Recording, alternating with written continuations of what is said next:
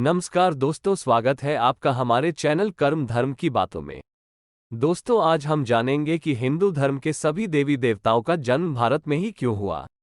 दोस्तों, हम सभी जानते हैं कि जितने भी भगवान अवतरित हुए, सारे भगवान के जन्म भारत में ही बताया जाता है। चाहे भगवान श्री राम या भगवान श्री कृष्ण या फिर महादेव, सबके अवतरित होने जिक्र भारत में ही किया जाता है। भगवान राम जो अयोध्या में जन्म लिए, भगवान श्री कृष्ण जो मथुरा में जन्म लिए, या फिर महादेव जिसका निवास स्थान कैलाश पर्वत बताया जाता है। जिस कारण से हर किसी के मन में यही सवाल आता है कि हिंदू धर्म के सभी देवी देवता भारत में ही जन्म क्यों लिए। भारत के जैसे कई और देश हैं जहां भगवान जन्म ले सकते थे, लेकिन भगवान जन्म लेने के लिए भारत को ही क्यों चुना? आखिर इसके पीछे क्या रहस्य है? भारत में आखिर ऐसा क्या है जिस कारण से सभी देवी देवता भारत में जन्म लिए? भारत में कौन सा गुप्त रहस्य छुपा हुआ है जिसके बारे में किसी को कुछ पता नहीं है? तो चलिए दोस्तों, रहस्य को अच्छी तरह से जानते हैं। हिंदू धर्म के सभी देवी देवता भारत में ही जन्म क्यों लिए? भारत को हिंदू देवी देवता के जन्म भूमि भी कहा जाता है, क्योंकि हिंदू धर्म के सभी भी देवी देवता भारत में जन्म लिए हैं। भारत के अनेकों क्षेत्र में किसी न किसी देवी देवता के जन्म से जुड़ी हुई है। मथुरा की धरती पर भगवान श्री कृष्ण का जन्म हुआ, अयोध्या में भगवान श्री राम का जन्म हुआ। भारत में हिंदू देवी देवता के जन्म के रहस्य को समझने के लिए हमें भारत के प्राचीन इतिहास को समझना होगा। भारत के प्राचीन इतिहास का उल्लेख हिंदू धर्म के कई सारे ग्रंथ और पुराणों में मिलता है। आज से करीब 1000 साल पहले भारत अलग था। भारत का आज के कई साल पहले भारत के भूमि भाग वास्तविक था और भारत के इस भूभाग को जम्मू द्वीप के नाम से जाना जाता था। रामायण काल में भी जम्मू द्वीप का उल्लेख किया गया है। मार्कंडेय पुराण में भी इसका उल्लेख मिलता है। इसके साथ ही जम्मू द्वीप का फैलाव उत्तर और दक्षिण क्षेत्र के अपेक्षा में अधिक था। यदि इसे विज्ञान की दृष्टि से देखा जाए तो जब देवी देवताओं का जन्म हुआ तब सभी देवी देवता जम्बूद्वीप में जन्म लिए थे। और यदि हम जम्मू द्वीप को विज्ञान की नज़र से देखते हैं तो ये गोंडवाना द्वीप था, लेकिन जब टेक्टोनिक प्लेट्स हिली तो अलग अलग 7 कॉन्टिनेंट में डिवाइडेड हो गया।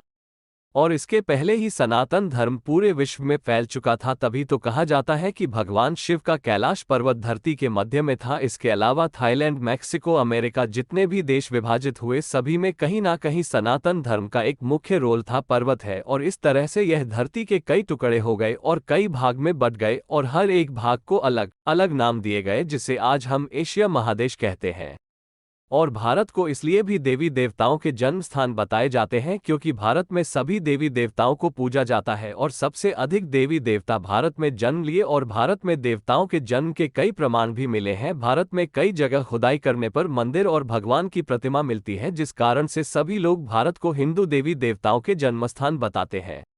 भारत में सभी देवी देवताओं के जन्म के कारण इसे पावन धरती भी कहा जाता है। भारत में भी सारे देवी देवताओं के जन्म के रहस्य को जानने के लिए भारत के प्राचीन इतिहास के बारे में जानना होगा। भारत को पूर्व में आर्यावर्त के नाम से जाने जाते थे, लेकिन आज हम इसे भारत के नाम से जानते हैं। पहले से जब उसने कहा जाता था, फिर इसका नाम आर्यावर्त पड़ा और आज हम इसे भारत के नाम से जानते हैं। सबसे पहले हमें ये जानना होगा कि इसका नाम भारत क्यों पड़ा। इसमें सभी के अलग अलग मत हैं। किसी के कहना है कि राम के अनुज भरत के नाम पर इसका नाम भारत पड़ा है। दोस्तों, इसका एक उल्लेख रामायण में भी मिलता है, जिसमें रामायण से हजारों साल पूर्व स्वयंभू मनु के पौत्र और प्रियव्रत के पुत्र ने इस भारतवर्ष को बसाया था, लेकिन तब उसका नाम कुछ और था। वायु पुराणों के अनुसार महाराज प्रियव्रत का कोई पुत्र नहीं था, इसलिए महाराज प्रियव्रत ने अपने पुत्री के पुत्र, अपने पौत्र जिसका नाम अभिनेंद्र था, उसे गोद ले लिया था, जिसका पुत्र नाभि हुआ। और नाभि के पत्नी मेरु देवी जो संतान हुए, उनका नाम ऋषभ रखा गया और उन्हें ऋषभ राजा के पुत्र भरत हुए। ओरिजिन के नाम पर हमारे देश का नाम भारतवर्ष पड़ा। और इसी के साथ एक और मत है कि कुरु वंश के राजा दुष्यंत और शकुंतला के पुत्र भरत, जो एक महान और चक्रवर्ती सम्राट हुए, उसी के नाम पर इस देश का नाम भारतवर्ष पड़ा।